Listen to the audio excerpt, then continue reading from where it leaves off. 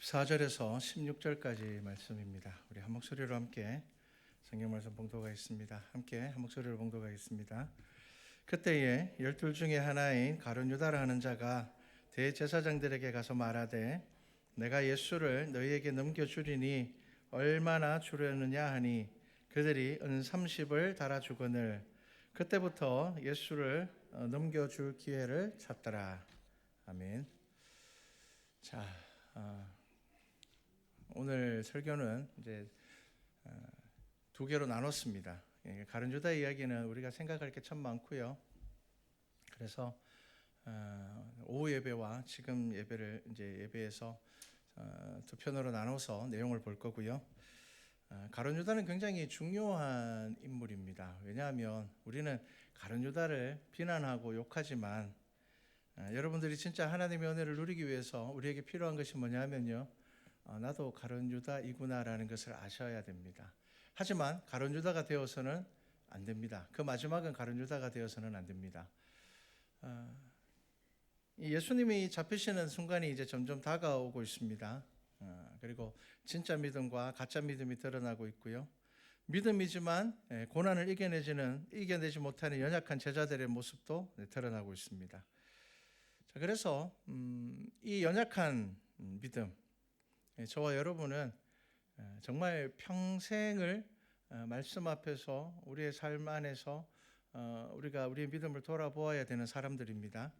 그 연약한 믿음을 완전하게 만드는 것이 십자가이고요, 그리고 부활의 소망이고요, 또 성령 하나님과 동행하는 성령의 임재입니다. 그래서 개인이 우리의 의지로 유지할 수 있는 믿음의 한계가 있습니다. 그게 바로 고난의 문 앞까지입니다. 그래서 고난을 이겨낸 예수 그리스도의 십자가와 그리고 고난을 가장 고귀한 소망으로 바꾸어주는 부활의 능력과 눈에 보이지 않는 예수 그리스도의 능력을 힘입을 수 있는 성령 하나님과의 동행함이 우리에게 필요합니다.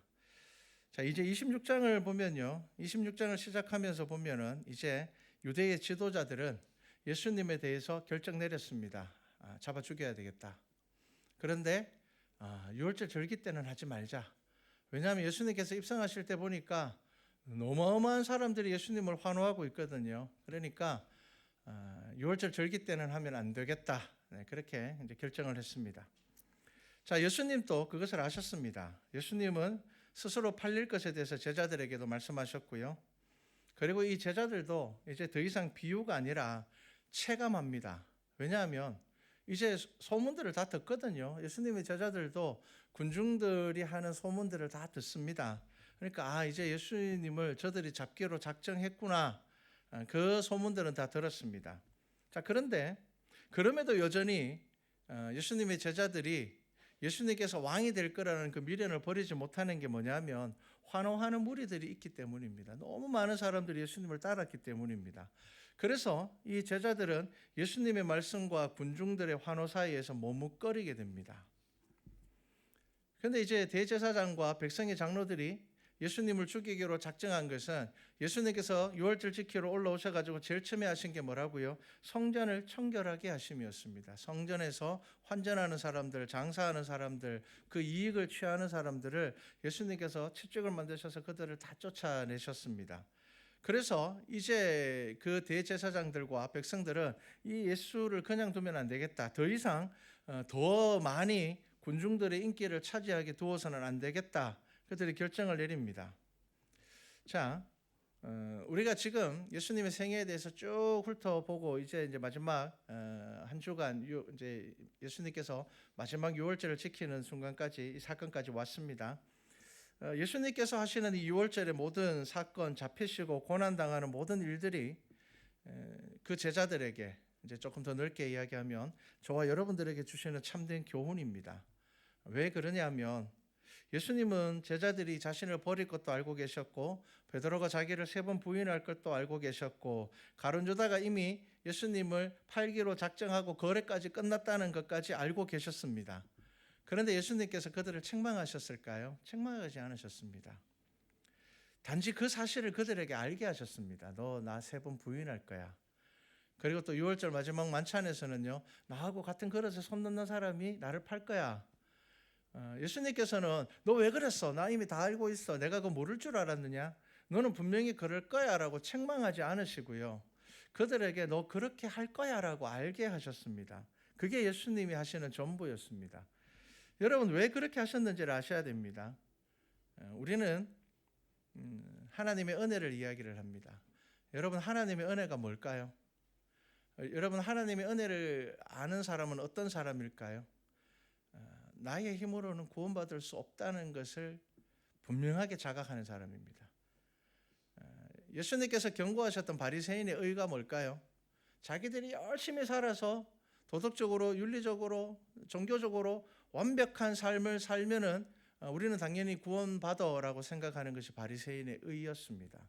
여러분 우리도 은연중에 그러한 생각들을 가지고 살아갈 때가 참 많습니다. 지금 예수님께서 우리들에게 그 제자들에게 왜 그들을 아시면서 책망하지 않고 너 그럴 거야. 그가 그것을 그대로 경험하게 두셨을까요? 우리의 마음에 새겨진 이 죄와 연약함이 십자가와 부활과 성령의 임재를 지나야 비로소 담대함을 얻게 되고 말씀으로 살 수 있게 되는 것을 누구보다 예수님께서 아셨기 때문입니다. 여러분 우리가 하나님을 왜 믿을까요? 우리가 왜 하나님을 의지할까요? 하나님께서는 저와 여러분의 약함을 아시는 분이기 때문입니다. 여러분 하나님께서 커트라인을 정해놓고 너희들 이 정도 안 살면 내가 구원 안 시켜주겠어. 그렇게 하지 않으셨습니다. 어떻게 해요? 예수 그리스도의 이름을 믿는 자는 구원을 얻으리라 라고 말씀하셨습니다. 여러분 이 말씀이 굉장히 중요합니다. 로마서 전체에서 이 말씀을 설명하고 있는데 나중에 기회가 되면 이 로마서 부분을 한번 진지하게 이야기하면 좋을 것 같습니다. 자, 일단 오늘 본문에서 저와 여러분은 이 가룟 유다의 모습을 보면서 예수님의 제자들의 모습을 보면서 우리의 모습을 볼 줄 알아야 되고요. 적어도 우리는 가룟 유다를 비난하는 사람 되어서는 안 됩니다. 왜냐하면 오늘 설교 제목이 뭘까요? 내 안에 있는 가룟 유다입니다. 저와 여러분 안에 다 가룟 유다가 있습니다.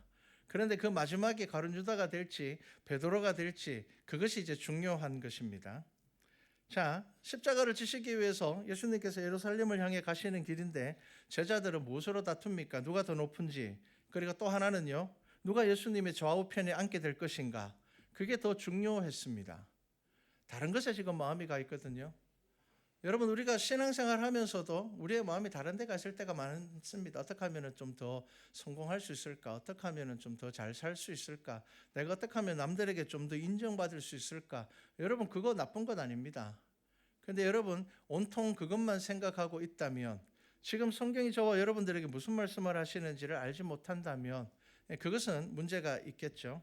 자, 이 제자들의 철없어 보이는 모습, 그 모습이 사실 바로 저와 여러분의 모습입니다.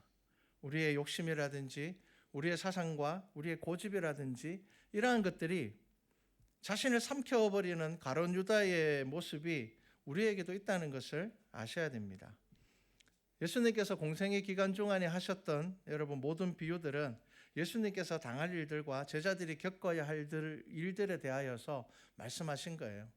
예수님의 제자들은 예수님께서 하셨던 그 비유를 예수님에게 직접 들었을 때보다 나중에 예수 그리스도께서 부활하시고 승천하시고 난 이후에 그들이 예수 그리스도의 사명을 감당하면서 그 비유들의 원래의 뜻, 예수님께서 전하시고자 했던 그 의미가 그들의 마음 가운데 더 크게 와닿았을 것입니다.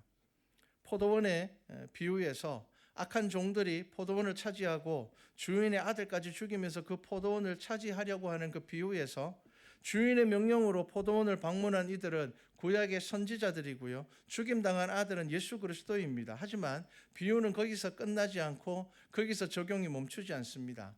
우리가 교만에 빠지게 되면은 우리가 바로 그 악한 종들이 되는 겁니다. 포도원을 차지하는 사람들이 되는 것입니다. 예수님에게 그 비유를 들을 때는 그들은 그래 지금 대제사장과 서기관들 바리새인들 그런 사람들이 포도원을 차지하려고 하는 악한 종들이야 라고 이야기했지만 그들이 나중에 주의 사명을 감당하면서 자신의 연약함들을 바라보면서 나도 그 악한 종이 될 수 있구나라는 것을 알게 되는 겁니다.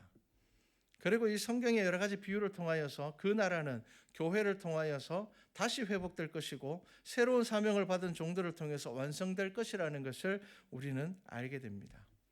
여러분 그렇기 때문에 우리의 연약함과 부족함을 먼저 인정하는 것이 아주 중요합니다. 가룟 유다는 끝까지 그것을 인정하지 못했습니다. 십자가 없는 믿음은 고난 앞에 무너지고요. 부활의 소망이 없는 믿음은 고난에 억지로 버틸 뿐이고요. 성령 하나님과 동행하지 않는 믿음은 결국 완전한 승리를 이루지 못하는 것입니다. 하지만 중요한 것은 여러분, 우리는 이 땅에서 이 완성을 경험하지 못하는 연약한 사람이라는 것을 여러분 아셔야 됩니다. 그렇지 않으면 우리는 교만이나 자만에 빠지게 되어 있습니다. 자, 오늘 본문을 통하여서 가룟 유다의 속에 들어온 사단이 무엇인지 여러분 잘 생각해 보시기를 바랍니다. 제가 여러분들에게 자주 이야기하는 것 중에 하나가 우리가 사단의 이미지를 버려야 됩니다. 막 뭐 뿔이 나 있고 뭐 눈은 충혈돼가 있고 잠 며칠 못 잔 것처럼 막 그렇고 사람을 공포나 두렵게 지배하는 그런 존재가 사단이 아닙니다. 성경에 등장하는 사단은 어떻습니까? 지혜로운 존재입니다. 지혜롭고요, 매너도 참 좋을 것입니다. 이상하고 괴기스러운 것 요구하는 존재도 아닙니다. 광야 40일 기도를 마친 예수님께 가장 필요한 것을 말합니다. 당신 40일 금식 기도했지 않냐? 이제 끝났지 않냐? 이제 이 돌들로 당신은 떡을 만들어 먹을 능력이 있지 않느냐? 이거 돌로 떡을 만들어서 당신 먹으라는 겁니다. 나눠달라는 것도 아닙니다. 가난한 사람들에게 나눠주라는 것도 아닙니다. 당신 먹으라는 겁니다. 이 돌 덩어리 하나. 여러분, 사단의 시험은 무섭고 두려운 시험이 아니라 내가 원하는 것이기 때문에, 그렇기 때문에 시험일 때가 많습니다. 한마디로 내 생각을 잘 알고 나를 위로할 것처럼 보이는 존재가 사단이기도 합니다. 여러분, 우리가 이 가룟 유다에 대해서 두 번에 나누어서 보려는 이유가 있습니다. 여러분, 가룟 유다에게 사단의 유혹이 성공을 거두었다는 사실을 우리는 잊어서는 안 됩니다. 가룟 유다가 어떤 사람입니까? 예수님과 함께 동행하는 가룟 유다입니다. 예수님과 늘 함께 밥을 먹는 사람이 가룟 유다입니다. 자, 예수님의 죽음에 대한 예언은 제자들에게 많은 갈등의 요소가 되었습니다. 그런 상황 가운데서 신뢰받기 때문에 헌금 주머니를 맡은 가룟 유다가 왜 시험에 빠졌을까요? 제가 네 가지를 보려고 하는데 두 가지는 오후에부터 보고 두 가지는 지금 보려고 합니다. 첫 번째가 예수님을 만나고 난 이후에도 변하지 않는 그의 가치관입니다. 사상이라고 이야기하는 게 좋을 것 같습니다. 가룟 유다가 메시아를 기다렸던 이유는요, 당시 모든 유대인들의 바람과 동일합니다. 로마를 물리쳐야 되겠다는 겁니다. 다윗의 왕권을 회복해야 되겠다는 겁니다. 그들이 선지자들의 예언 가운데서 자기들 필요한 것만 기억하고 있습니다. 선지자들이 하는 예언 정말 많습니다. 그가 오셔서 이사야서에 보면은 그가 십자가에 달려 죽으실 것까지 다 예언되어 있습니다. 그런데 유대인들은 뭐만 귀에 들었다고요? 그 메시아가 오실 때 다윗의 왕국이 회복될 거라는 겁니다. 그 하나에 딱 꽂혀버렸습니다. 다른 것을 생각하지 않았습니다. 그래서 당시 모든 유대인들이 바랬던 것은 로마를 물리치고 다윗의 왕권을 회복하는 것을 기대하고 있었습니다. 당시 로마는요, 거대한 제국으로 가장 작은 나라 중에 하나인 이스라엘이 싸워서 이길 수 없는 존재였습니다. 여러분, 역사 가운데서 가장 강력한 나라가 로마입니다. 로마 제국입니다. 그 당시에 세계관에 비춰봤을 때 로마는 거의 전 세계를 지배하고 있었던 나라가 로마입니다. 그러니까 그런 로마의 막강한 군사력 앞에 이스라엘은 이길 수가 없었습니다. 그러다 보니까 민족주의자였던 가룟 유다는 예수님을 따르면서도 그 말씀을 들으면서도 그의 기적을 보면서도 자신이 가지고 있는 그 가장 자기가 큰 목적으로 삼고 있는, 늘 머릿속에 떠오르고 있는 그 생각을 버리고 그리스도의 복음을 들어야 한다는 것을 그는 알지 못했습니다. 그러니까 예수님을 따르면서도 가룟 유다의 머릿속에는 늘 무슨 생각이 있었을까요? 언제 예수님이 로마를 물리칠까? 야, 이렇게 기적을 행하는 예수님이 언제 로마를 물리칠까? 오병이어 기적을 일으키는 예수님이 언제 군중들을 모아서 로마를 물리치고 왕이 될 것을 선포하실까? 여러분, 그것이 가룟 유다의 가장 많은 기대였습니다. 예수님께서 분명히 십자가를 향하고 있다고 말씀을 하셨음에도 민족을 위한 종교의 틀에서 벗어나지 못하는 그들에게 모든 인간의 죄를 대신하기 위하여 오셨음을 예수님께서 그렇게 말씀하셨음에도 불구하고 가룟 유다의 머릿속에는 온통 뭐가 들어있다고요? 언제 로마를 물리치지? 여러분, 우리 안에 이런 생각들이 있지 않습니까? 예배를 드리면서도 언제 내가 계획하는 일들이 성공할까? 내가 언제 잘 될까? 내가 언제쯤 내가 원하는 일들을 이룰 수 있을까? 여러분, 가룟 유다가 그런 사람이었습니다. 그런데 여러분, 가룟 유다가 스스로 눈이 가려져서 보지 못했던 게 있죠. 뭘까요? 그는 로마를 물리치고자 했습니다.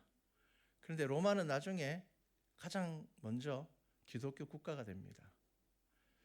여러분, 가룟 유다는 보지 못했어요. 가룟 유다에게 로마는 물리쳐야 되는 존재입니다. 언제 물리칠까? 언제 예수님께서 사람들을 모아서 그 예수님이 가지고 계신 그 놀라운 능력들이 있잖아요. 오병이어의 기적과 죽은 사람도 살리는 그 놀라운 능력은 전쟁을 하게 되면 가장 유용한 능력이 바로 그 능력입니다. 전쟁할 때 가장 필요한 게 뭡니까? 군량미입니다. 여러분, 전쟁할 때 가장 중요한 작전 중에 하나가 뭡니까? 보급품을 끊는 겁니다. 그런데 예수님께서는 오병이어의 기적을 일으키신단 말이에요. 그 다음 두 번째가 뭡니까? 병자들을 고치는 겁니다. 그런데 예수님은 죽은 사람도 살리셨단 말이에요. 그러니까 가룟 유다의 머릿속에는 예수님의 모든 기적과 예수님께서 하시는 그 모든 말씀이 내가 생각하고 있는 그 목표에 맞추어서 지금 다 해석이 되고 있는 것입니다. 그는 로마를 물리쳐서 없애려고 했습니다. 그래야 된다고 생각을 했습니다. 그런데 하나님의 뜻은 무엇이었습니까? 그 거대한 제국 로마가 최초로 기독교 국가가 됩니다. 그것이 무슨 의미입니까? 예수 그리스도를 나라의 주인으로 선포하는 국가가 되었다는 것입니다.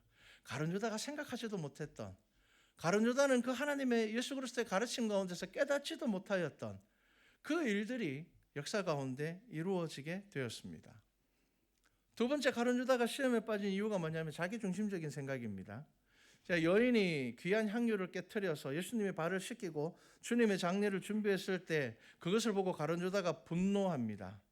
자신은 충성된 종이 되어야 함을 알지 못하고 예수 그리스도께서 하시는 그 말씀 가운데서 하나님의 뜻을 발견해야 함을 깨닫지 못하고 그 스스로가 주인의 포도원을 차지하는 악한 종인 것을 드러내었습니다. 여러분, 우리는 잘 바뀌지 않습니다. 여러분, 이것을 인정해야 됩니다. 여러분, 우리가 신앙생활하면서 오는 어떤 갈등이 뭡니까? 내가 이렇게 신앙생활 열심히 했는데 왜 변하지 않지?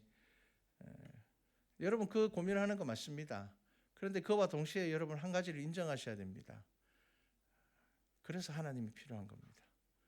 그래서 십자가가 필요한 겁니다. 우리의 힘으로 구원받을 수 있다면 십자가가 왜 필요하겠습니까?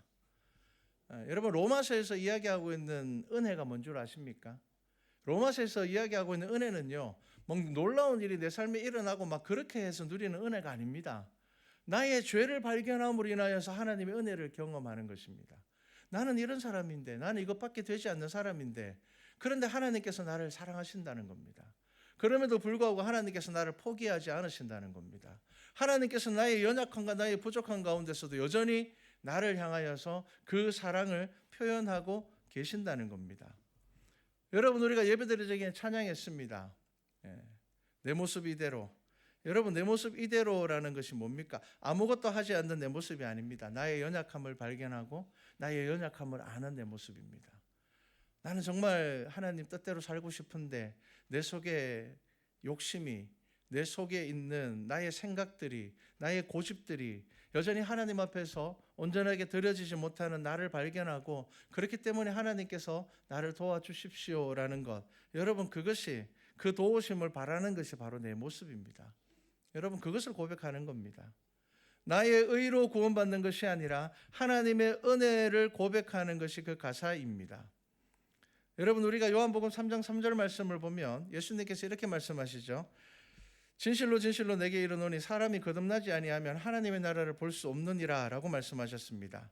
자, 예수님은 저와 여러분이 거듭날 수 있다고 말씀하셨습니다. 그런데 여러분 아셔야 됩니다. 여러분, 거듭남을 무엇이라고 생각하십니까? 우리는 거듭남을 내가 완전한 사람이 되는 것으로 자꾸 착각할 때가 많습니다. 여러분, 우리 그거 아니라는 거 알고 있잖아요. 여러분, 이 세상에 누가 완전할 수가 있습니까? 우리 예수 그리스도 외에 누가 완전한 삶을 살 수가 있습니까? 우리는 완전하지 않습니다. 그런데 예수님께서 그럼 거듭남이라고 하시는 그 말씀은 무엇일까요? 그것이 바로 가룟 유다와 베드로의 모습 안에 있는 겁니다. 여러분, 그거 보셔야 됩니다.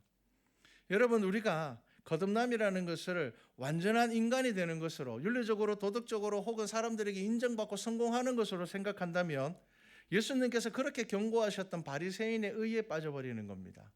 바리새인은 어떤 사람들이었다고요? 아침에 눈 뜨면 저녁에 눈 감을 때까지 성경 말씀만 보고 이사야서 말씀만 묵상하면서 빨리 메시아가 오시기를 기다리는 사람들이었고요. 그들은 기도하지 않는 시간에는 길에 나가서 사람들에게 구제 언금하는 사람들이었습니다. 동전을 챙겨서 하나하나 나눠주면서 하나님의 평강이 있기를 샬롬.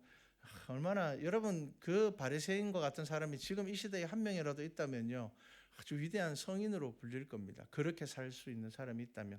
그런데 예수님께서는 그 바리새인을 보고 뭐라고 하셨습니까? 회칠한 무덤이라고 이야기하셨고 제자들에게 그 바리새인의 누룩을 조심하라고 이야기하셨습니다. 여러분들 그 의미를 아셔야 됩니다. 왜 저렇게 완전하게 살아가고 정말 의롭게 살아가고 정말 사람들로부터 존경받는 그 바리새인에 대하여서 왜 예수님께서 그렇게 말씀하셨을까? 왜 그럴까요?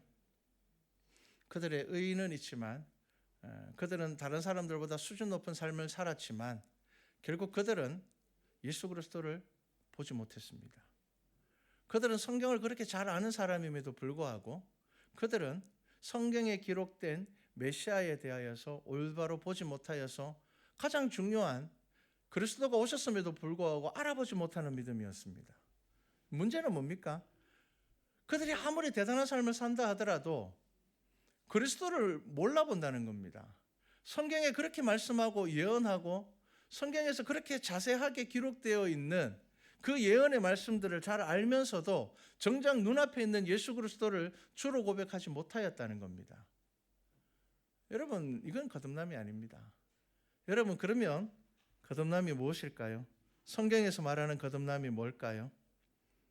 어떠한 상황에서도 변하지 않는 믿음의 고백을 가지고 살아가는 것이 성경이 말하는 거듭남의 시작입니다. 여러분, 그것을 아셔야 됩니다. 주는 그리스도시요 살아계신 하나님의 아들입니다라는 고백 베드로가 했죠. 여러분, 이 고백의 의미가 뭘까요?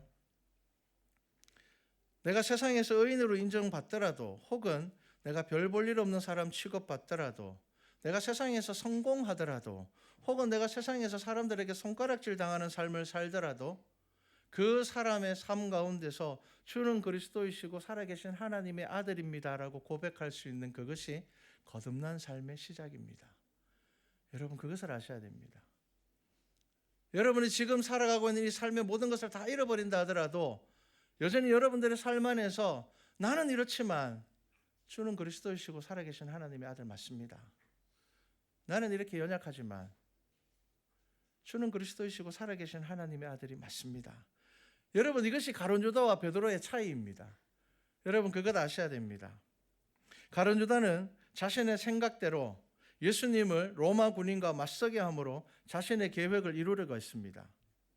그것이 가룟 유다에게 들어간 사단의 유혹입니다. 가룟 유다는 결국 회개하지 못하고 후회하고 자책하고 자살해 버립니다. 가룟 유다가 예수님을 팔고 받은 은 30을 돌려주면서 무슨 이야기를 합니까? 27장 4절에 보면은요, 가룟 유다가 이렇게 이야기합니다. 내가 무죄한 피를 팔고 죄를 범하였도다. 뭐라고 이야기를 합니까? 내가 무죄한 피를 팔고 죄를 범하였다는 겁니다. 예수님은 죄 없으신 분인데 자기가 예수님을 3년 동안 따라다녔으니까 알잖아요, 예수님이 어떤 분인지.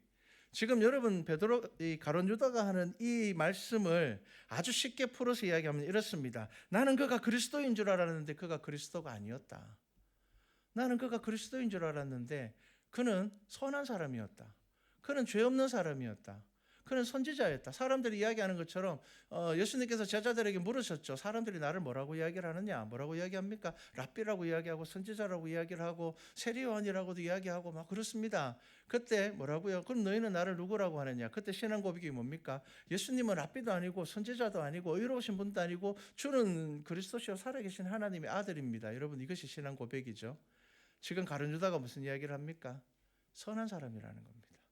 죄 없는 사람이라는 겁니다. 내가 3년 동안 따라다녔기 때문에 예수님이 어떤 분인지 잘 아는데 뭐라고요? 그리스도는 아니라는 겁니다.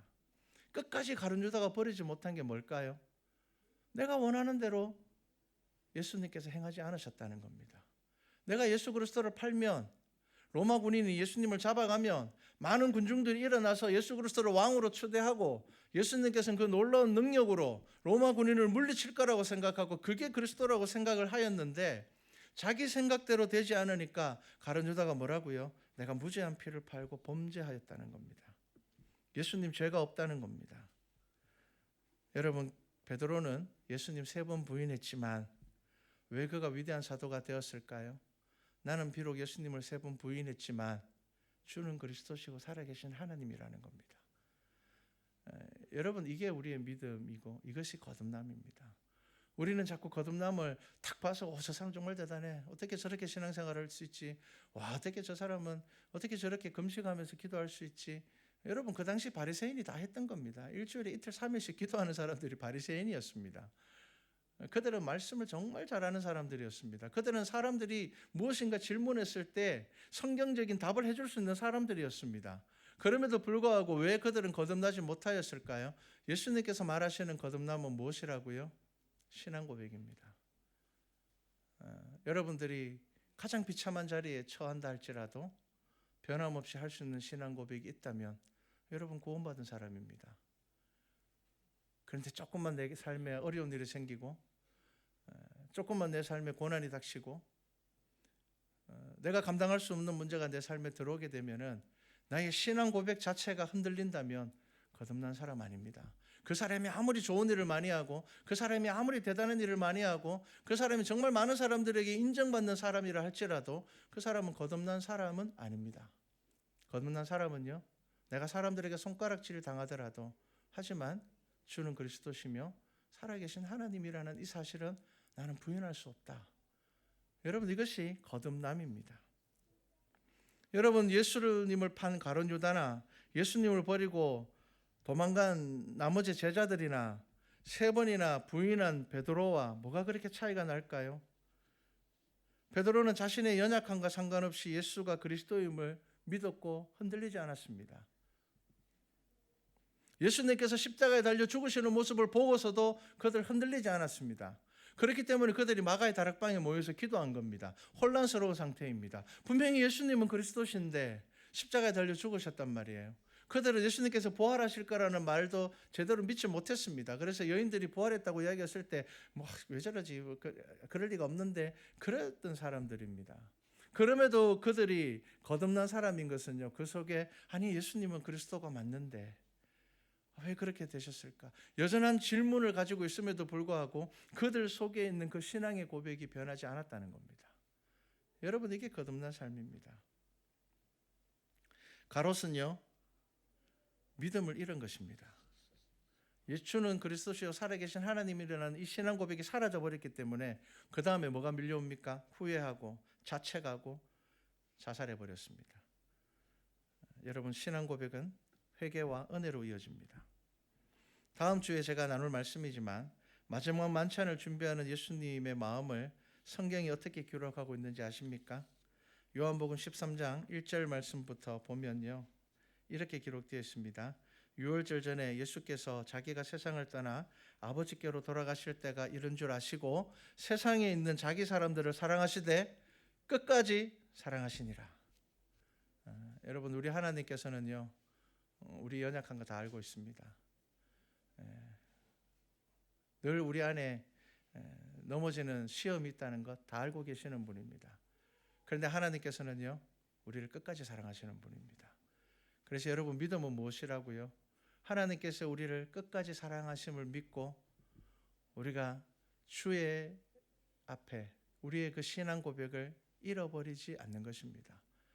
여러분, 거듭남은 하나님의 사랑이 나를 버리지 않는다는 것을 믿는 것이고요, 나의 연약함을 아시는 분이라는 것을 믿는 것이고요, 또한 그 연약함 가운데서 나를 기다려 주시고 나를 향하여서 인내하시는 분이라는 것도 아시는 것이고요, 내가 늘 고집과 나의 생각에 사로잡혀서 내 눈으로 보는 것만 다 옳다고 생각하고 내가 교만에 빠질 때에도 나의 문제를 나의 지혜로 해결하려고 할 때에도 예수 그리스도의 구원의 은혜가 여전히 내 속에 있음을, 하나님께서 끝까지 나를 사랑하심을 여러분 믿는 것이 바로 거듭난 믿음입니다.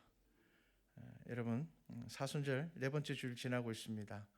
우리 안에 있는 가롯을 주님께 내어놓으시고 여러분, 때로는 우리가 넘어지더라도, 때로는 우리가 실패하더라도, 때로는 내가 이해할 수 없는 절망 가운데 있지 않을지라도 베드로가 그러하였던 것처럼 주는 그리스도시고 살아계신 하나님의 아들입니다라는 그 믿음의 고백, 여러분들의 삶 가운데서 붙들고 주께서 주시는 은혜를 누리는 우리 성도들이 되기를 주님의 이름으로 축복합니다. 기도드리겠습니다. 사랑의 하나님, 내 속에 가롯 유다가 있지 않습니까? 그렇게 가까이 따랐으면서 나의 고집과 나의 사상과 나의 욕심을 벗어버리지 못하는 그 부족함이 내게 있습니다. 하지만 예수님께서는 우리를 사랑하시고 끝까지 사랑하시는 분이며 우리가 주님 앞에 설 때까지 예수님께서는 우리를 향하여서 그 사랑을 거두지 아니하시며 인내하시며 우리에게 말씀하시는 분입니다. 주의 나라를 소망으로 바라보는 우리 교회와 성도 되게 하여 주시옵소서. 감사드립니다. 예수님의 이름으로 기도드렸습니다. 아멘.